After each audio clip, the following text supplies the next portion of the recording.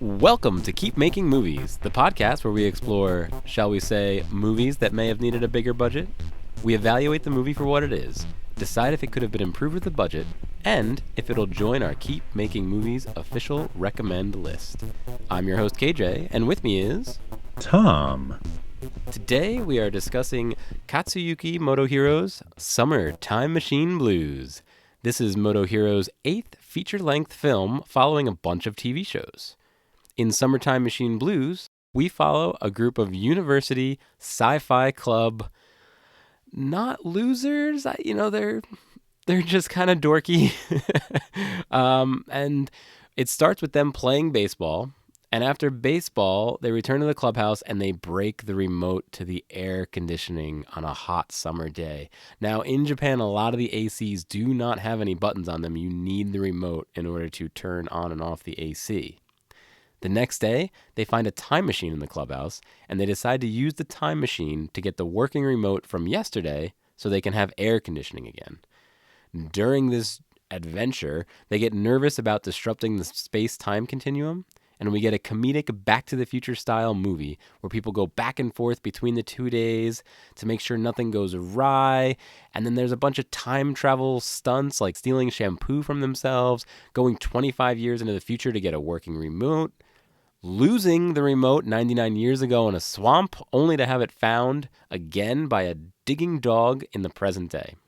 So, Tom, what do you think the goals of the creators were? What do you think the goals of Motohiro and the filmmakers were with this film? I have to say, I'm going to take this a little bit from you because we talked about this as we talk about many things on text. And I think you had an insight that came in text while I was watching this movie. And I think you're right. So I hate to steal this from you, but No. Go for it. I, I, I think we could probably both talk about this, which is that when you're in your late teens or early 20s, basically you will be kind of useless and just do nonsense things. And so when the most exciting and potentially opportunity inviting thing falls in your lap, what do? You go back in time to get a remote to fix your air conditioner. Like it's the the most unimaginative thing you can think of doing with a time machine. And I think it sort of reflects on, the college kid who's just kind of doesn't know anything and is sort of interested in the immediate pleasure. And these people are in pain because their air conditioning doesn't work and it's extremely hot out. And so the best opportunity falls into their laps. And instead of going back in time and investing money in something they know will, anything Mm-hmm. that involves effort, they do the one thing that will give them instant pleasure, which is find a remote to turn on their air conditioner. And I think there is something about the outlook and the sort of time preference of 20-year-olds where they don't have the time preference to look that far into the future, right? And some of us don't gain that time preference. Hopefully as you get older you learn, delaying satisfaction to have a better future. And that seems to be what's going on here. It's like young people just don't have a very low time preference. They want satisfaction now. And the movie shows us that by giving young people a time machine and then doing nothing with it. It's not even bad things or good, it's not bad or good. It's just kind of blah. Yes, this movie absolutely shows what maybe we all did when we were either in college or right out of high school or maybe even in high school. When you're a free time millionaire, you don't really know what to do. You're kind of bored. You're hanging out with your friends. You're having fun. You're being silly. Like you say, it's not good or bad. I also think the film creators wanted to have fun with the time machine or with time travel, maybe is a better thing to say. I think they had a few ideas of, oh, what if we did this in a time travel movie? Or I saw this in a time travel movie and I want to include that in my movie. So there was a lot of setup for silly time machine antics, right? They get real close to paradoxes, but never actually hit the paradox. I love the setup and joke with the kappa, the Kami Kappa, the god, and then it ends up being one of the guy. Like all that silly stuff. I really think that was one of the goals.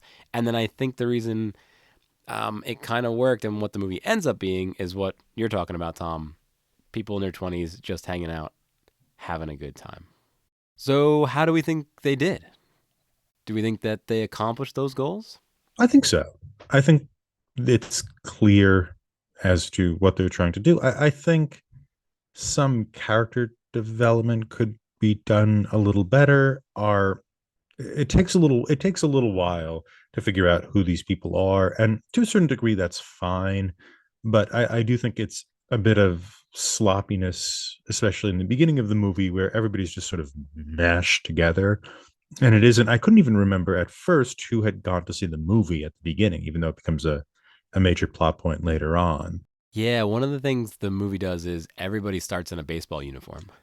And the reason they Yes. do that is to distinguish between the 2 days. If you're in a baseball uniform, you must be from yesterday. If you're in street clothes, then you're from today, right? But the Hmm. unfortunate thing is then we're introduced to everybody wearing the exact same clothes and like you're saying literally mashed together. These guys come together and like high five and stuff many, many times throughout the movie. Yeah. And they're also, and it's a really good point about the baseball game. Now, why we can't tell them apart is they're all wearing the same uniform. And the baseball game doesn't reveal their differences either. They all are Right. kind of very bad at baseball. Yes. Like there isn't one guy who's like tripping and another guy who's really good. They're all terrible. Mm-hmm. Um, and we have these women who are their classmates who are for some reason photographing them. And so we were sort Well, of like, Tom, they're in the photography club. they're in the, I guess so. That's why they have that dark room. Yeah, which is in the sci-fi club, I Well, guess, I or believe maybe there's some that's a. dialogue. The photography club used to have the whole building, but then when it got too small, they gave the bigger room to the sci-fi club. Oh, okay. So there's a. Okay, I guess that's what's going on. Fair enough, but it is kind of like, who are all these people? They seem like the Keystone Cops, right? That you just Mm. can't tell the Keystone Cops apart, which is the point. There's supposed to be like a mash of incompetence, and that seems to be what's going on here. And they're doing this. They're playing baseball poorly, and 3-on-3 too. They mention, which is like Three on you three can't load the baseball. bases in Well, 3-on-3 so baseball. I, to get like super specific, there's another thing they reference a lot in this game, which is that game. It's like a video game. It's a black video game cartridge that to me looks like a Famicom game, and I think they call it Eager Beaver. But I tried to look up the game, I couldn't find it. But I wonder if that was a 3-on-3 baseball game, and somehow that was supposed to be a joke that they were playing in real life, the baseball game that the one dude seemed to be obsessed with. I don't know. Yeah, maybe they play a few games. They also play. What is the other game they play with the white and black pieces? Oh, is it Go or Othello. Othello? I think it's They Othello. play Yep. Othello, yeah, Yep, a they few do play times. So there's Othello. there's like games going on. It Again, seems to like be. when you're in your 20s and you're hanging out in a Yeah. clubhouse, you're, yep, What else are you poking gonna at do? whatever's there. Yep. Hmm. But it is. I think it's a good point on your part. It makes it hard to introduce them. And the next thing we see them in a bathhouse, which is supposed to introduce another plot point, namely the shampoo gets stolen. But Right. again, it's now Naked. they're all naked. They all Yep. kind of look the same. They're all jumping around Right. again and yelling at the same. So it's you're like I have no idea who any of these people are or what's different about them. Yep. That I think is a problem, and usually like famous actors are useful for solving that problem Mm, because famous actors have a certain charisma that, regardless of what they're doing, sets them apart from the right. rest of us, right? Distinguishes them. Mm-hmm. Yeah. Yep. So, that might be a flaw in the movie. Now, what do you think? I think they did great with what they had. I thought it was really well shot. The camera work was awesome. I really liked the score, or maybe just the cicadas that are kind of always cicadaing when they're outside, right? That like it. At least growing up in New Jersey, the hot summers, that sound I associate it with it. So that I thought helped with the heat. I also think the movie knew what it was. There's at one point they're talking to the guy that owns the movie theater, and he's like, "Oh, it's a B movie or even a C movie," and it it kind of felt like they were talking about the movie we were watching. So I really think that was all well done. The time travel was fun and good enough. Um, I do think some things were over-explained. Oh yeah. Oh yeah, with the especially with the 40-year-old professor who keeps drawing those Yes. lines everywhere. Which I'm kind of glad they did, because if they didn't, I certainly probably would have done that on my own, right? And audience that listens to Talking Pictures Trivia, you also know Nick. Like Nick, Tom, well, maybe not so much you, Tom, but Nick and I would have sat down and tried to track the path of the remote, especially if we were in our 20s and nothing else to do. We would have tried to fully understand and make sure that the filmmakers did right by that remote, which then they just did it in the film, which was kind of fun. Yeah, I think the over explaining is there, and it's a little annoying. It isn't that long though. There's two of those scenes, and one of them we do need, because we need to know the threat is that the world is going to end. Their world is going to end if they don't get the remote back, right? That's a bit of information that needs to be given to us because the whole stakes are resting Are on it. that. But it's funny, it turns out to not be true, right? Because at the end, the girl says, I wonder if this all would have happened anyway. And the fact that that statue is there means it all happened. Like, there was never a threat of There was that never a per threat. se. But Yeah. they didn't know that going through, so it felt like a threat to them at least, right? And we didn't That's know that going through either. right, So right, until we get to that end scene and we see how everything fits together, it is a potential problem. It also motivate, but we also need that to motivate them not to do more shenanigans with the time machine. Because if there's no danger, right, they're just going to get dumber and dumber with right. it. And just start doing So there needs to be something like, no, we have to stop using this because then the world is going to end if we screw it up in a very small way. So that's that. But yeah, you're right. It eventually doesn't really matter very much. the other strange thing the movie did is I don't know, maybe almost a dozen times everybody kind of stops and cheers because something successful happened.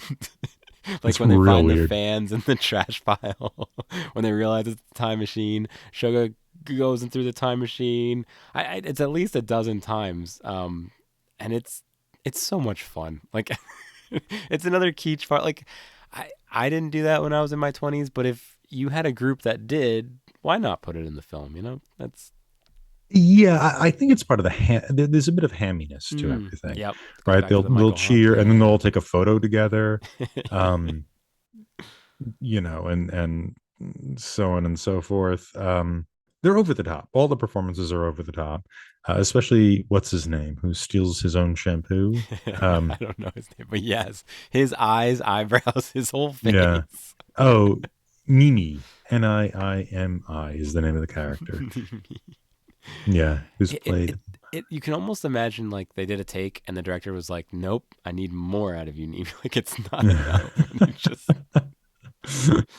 Yeah, but then it's like that all the time, and you can see the one character who's the lead, um, Komoto. He is a bit more grounded than everybody else, yep.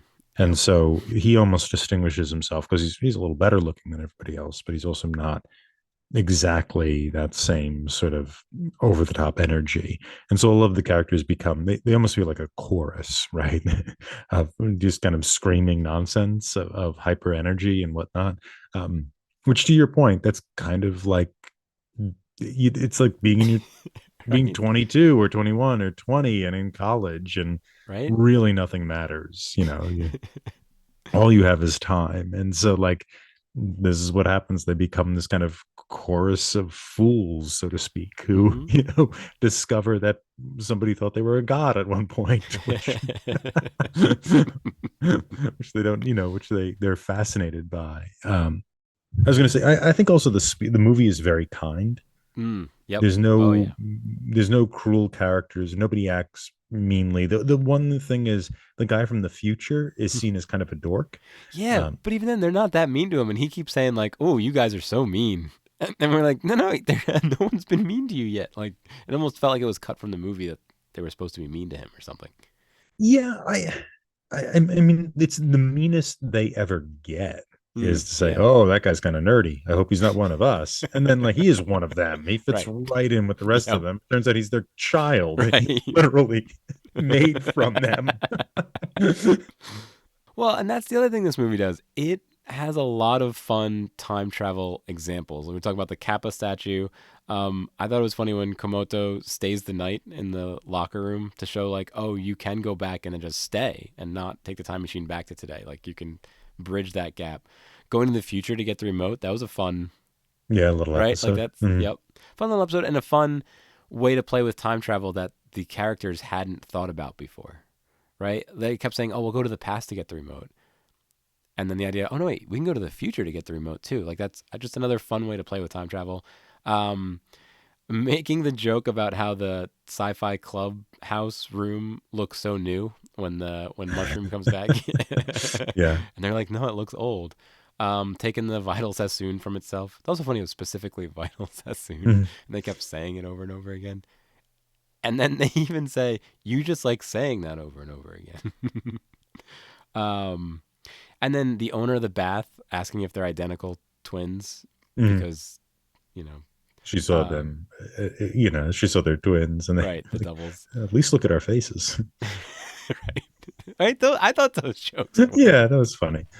And then Ketcha the dog finding the remote. And then the parents. So I feel like they played around like a lot of time travel tropes were in here in a very comedic and non-important way for the plot, so to say. There was no stakes. There was no weight behind any. It's not. It was never like, oh, if we don't do the thing with the gizmo, something bad. Like the payoffs were light. The setup was light. Yeah, I thought at one point that Mushroom would be scared. He'd be trapped in the past. He Mm. doesn't seem to care. He They just don't walks mind. at, Oh yeah, take it. Take the time yeah, machine. no, Go come ahead. back whenever. And it's like clear he's not going to have a problem. He seems more worried about losing his camera than, Mm-hmm. The you time know, machine. yeah, Yep. yeah.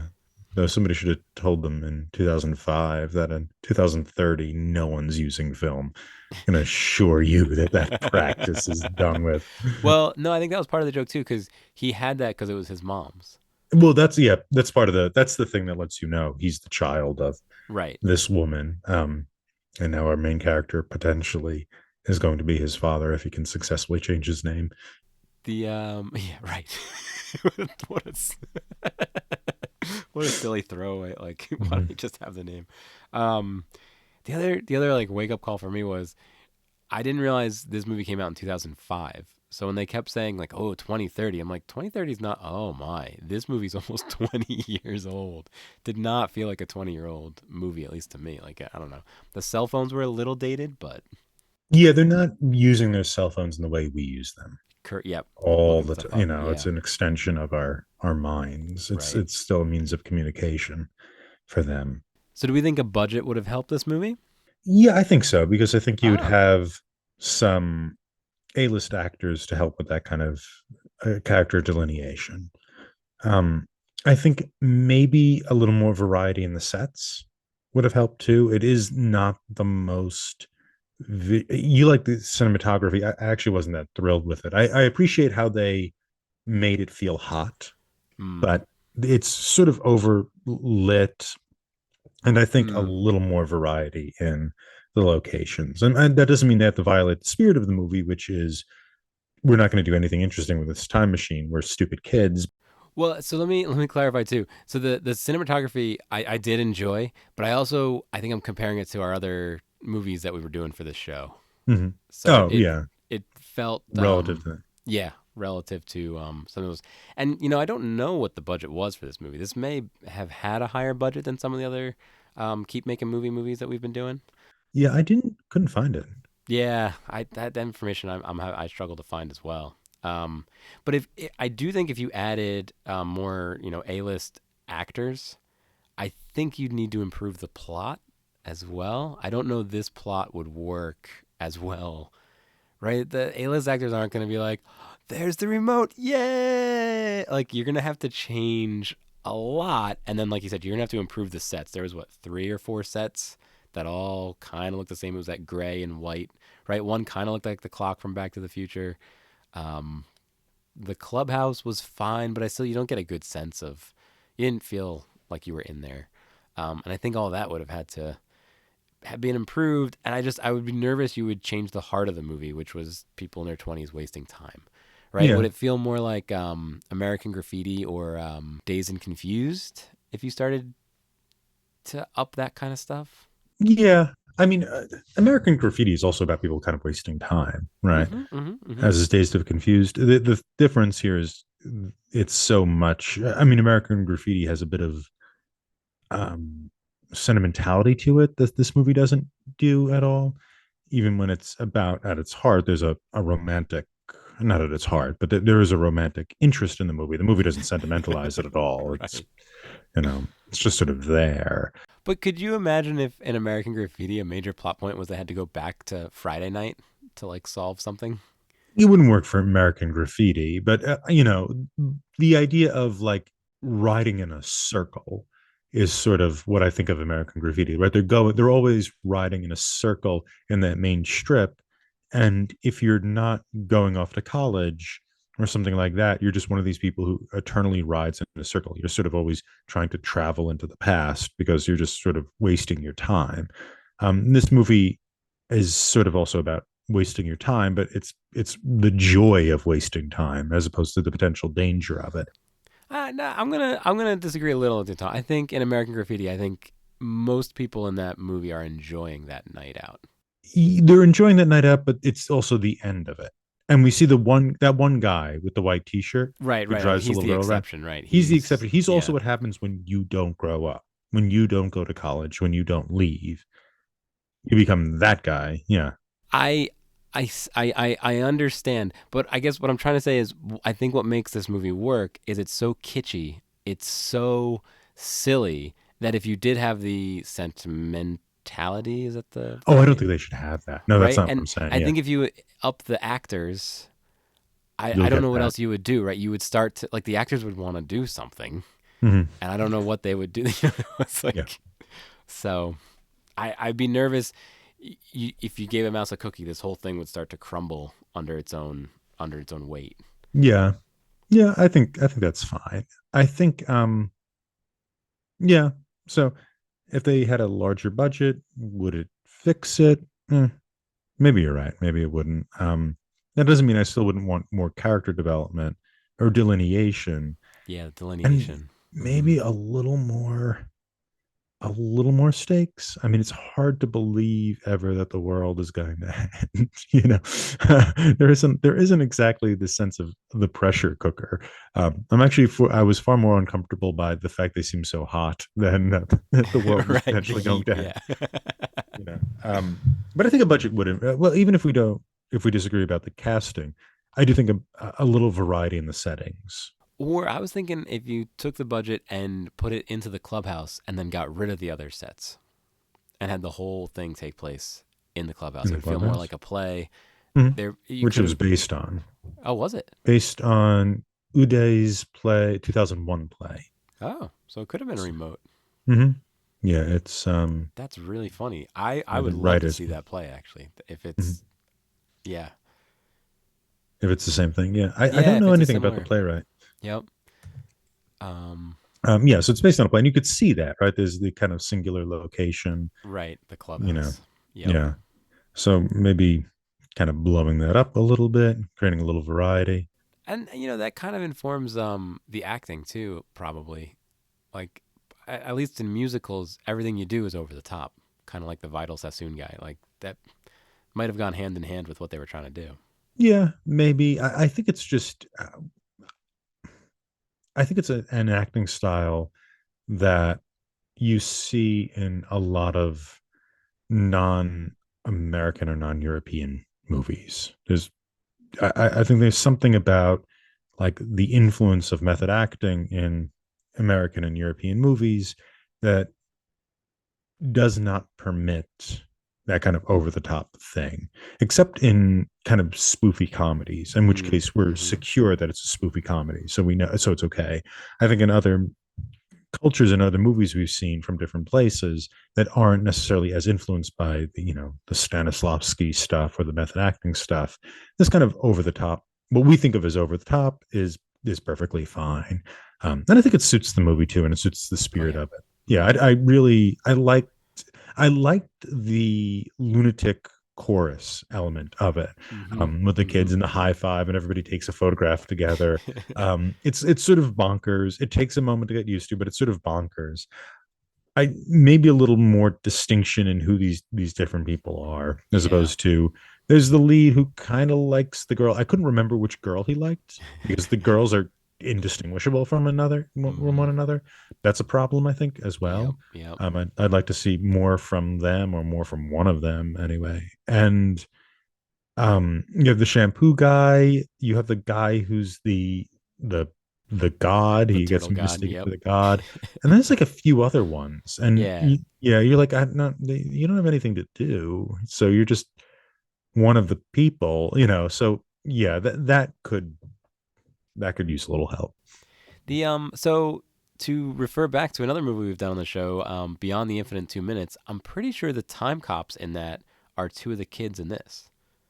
I think the Kama Kappa god and I think Mushroom, the guy that comes from the future, Mhm. are the two They're time cops in who come at Beyond the the Infinite Two end, yeah. Minutes. Yeah, I don't Mhm. know if that's just by chance or if those guys and these guys Know each other. all hang out. Yeah, Yeah, but well, what do you think, Tom? Does it make our list? yeah, let's throw it on Yeah, there. I think it should absolutely. Like, big smile on my face after this movie. I enjoyed it all the way through. Well, it takes a little while, like you're saying, to get into, but I do enjoy it all the way through. Mm. Mm-hmm. And we were saying you should keep making movies, but this director has made, I think, about 20 movies. Since then, Not since then, but since then he has made 13 movies. wow. Well, it's official. Summertime Machine Blues has made the list, so keep making movies, Katsuyuki Motohiro, and maybe we'll check out another one of his films. What's your favorite movie by Katsuyuki Motohiro? Let us know on social media at Talking Studios. You can rate and review this show anywhere fine podcasts are available. For those viewing in YouTube land, if you haven't already, please like this video, subscribe to the Talking Studios channel for all our exciting content, and follow us on social media at Talking Studios. Check out other shows by Talking Studios, including Talking Pictures Trivia, where we explore movies through trivia; Limited Lexicon, where we play through text-based adventure games; Get the Point, where we slowly reveal a movie poster and try to guess which movie poster it is; and Adapt It, where we explore adaptations in various forms. Got a question for us? Call the Talking Studios hotline at 201-467-8679 and leave a message. It may be featured on a future episode. And if you haven't already, please subscribe to Keep Making Movies wherever fine podcasts are found. Join us next time when we discuss Cube from 1997. Stay tuned for our first impressions of Cube.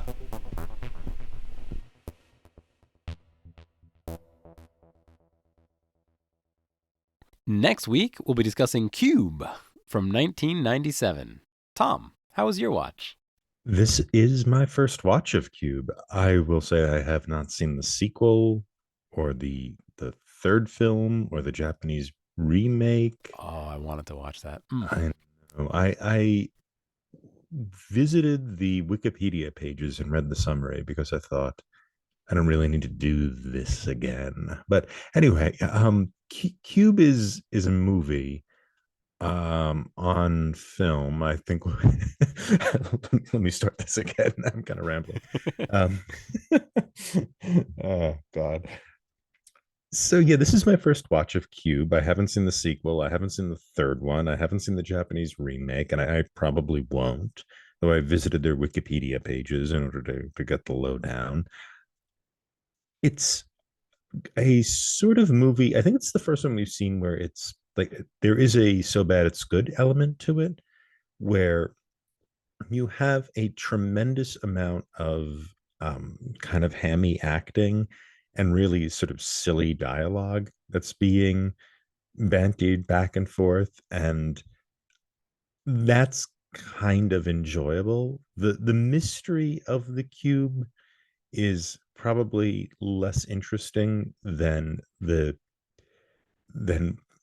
having to watch these poor actors mangle or get through this dialogue. I think that's more fun. The ingenious part of it, I suppose, would be the fact that they have managed to create a dynamic setting that doesn't actually change. That there's this illusion that it's changing, that they're moving from one cube to the next cube to the next, when it appears to be just the same set.